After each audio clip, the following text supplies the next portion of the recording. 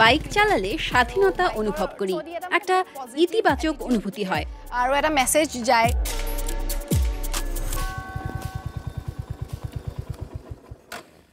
My name is Bhagyashree Bora.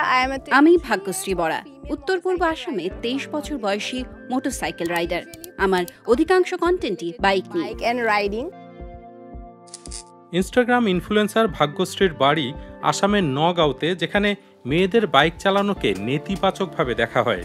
কেউ কেউ মনে করেন বাইক চালালে নারীর ভাবমূর্তির ক্ষতি হয় এবং বিয়ের সুযোগ কমে যায়। ভাগ্যশ্রী এই নেতিবাচক ধারণা বদলাতে কাজ করছেন। মোটরসাইকেলে ঘোরাঘুরির ভিডিও প্রকাশ করে অর্থ আয়ের পাশাপাশি অন্য নারীদেরকে বাইক চালানো শেখাতে চান তিনি। বহুত ব্যাকওয়ার্ড জায়গা আছে, এখানে এখনো অনেক রক্ষণশীল অঞ্চল রয়েছে। কিছু অঞ্চলের মানুষ মনে করেন মেয়েদের বাইক চালানো উচিত নয়, মানে সুবিধাজনক বলে নাভাবে।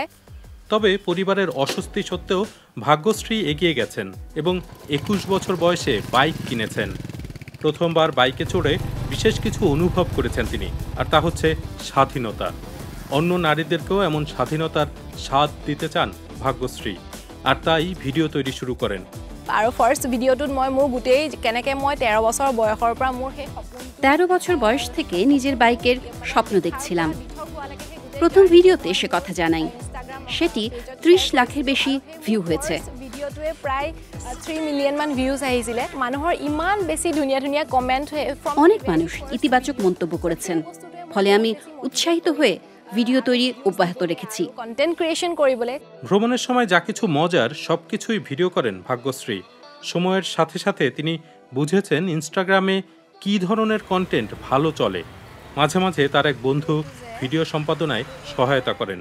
3টাকে আপলোড করো, এটা উইকছত আমি সপ্তাহে 3টি ভিডিও পোস্ট করার চেষ্টা করি। পারো আৰু ট্রাই করো সদায় যে মই মোৰ একাউন্টত সদায় এনগেজ। আমি আমার অনুসারীদেরকে সবসময় এনগেজ রাখতে চাই, সেটা পোস্ট বা স্টোরি যেভাবেই হোক।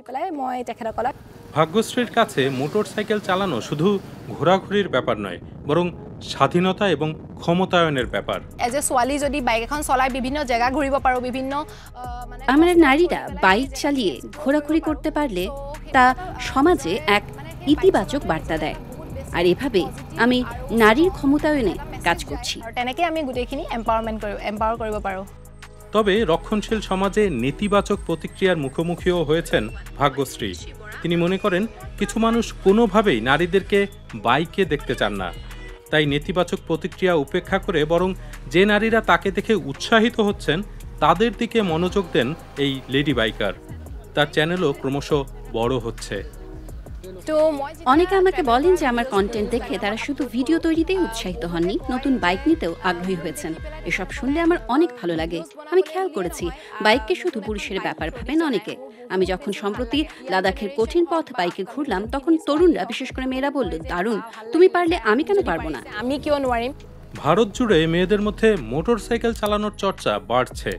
কিছু অঞ্চলের অনেক নারী গত 1 দশকে বাইক কিনেছেন। আর্থিক স্বনির্ভরতা, শিক্ষার সুযোগ এবং সামাজিক মনোভাবে পরিবর্তন এক্ষেত্রে ভূমিকা রাখছে। ভাগ্যশ্রী আসামেও নারীর জয়যাত্রা দেখতে চান। তিনি মনে করেন বাইক চালানোয় তারা আজও পিছিয়ে রয়েছেন। সোশ্যাল মিডিয়ায় তার অনুসারীর সংখ্যা 3.25 লাখের বেশি। ইনস্টাগ্রামে মনিটাইজেশন, কোলাবোরেশন এবং প্রোডাক্ট প্লেসমেন্টের মাধ্যমে অর্থ আয় করেন তিনি। বর্তমানে কন্টেন্ট তৈরি করে অর্থ আয়ের অনেক সুযোগ রয়েছে। ভাগ্যশ্রী আরও এক সমস্যা নিয়ে কাজ করতে চান। নগাঁওতে মেয়েদের ড্রাইভিং প্রশিক্ষণের সুযোগ খুব কম। আমি একটি ভালো ইনস্টিটিউট করতে চাই, যেখানে মেয়েদেরকে বাইকিং, রাইডিং সহ নানা কিছুর প্রশিক্ষণ দিতে পারবো। এভাবে আমি তাদেরকে ক্ষমতায়নের পাশাপাশি আমার ভ্রমণের অংশ করে নিতে পারবো। বাইকিংয়ের মাধ্যমে নারীর জন্য নতুন সম্ভাবনার দুয়ার খুলেছেন ভাগ্যশ্রী। তবে এজন্য যেতে হবে বহুদূর।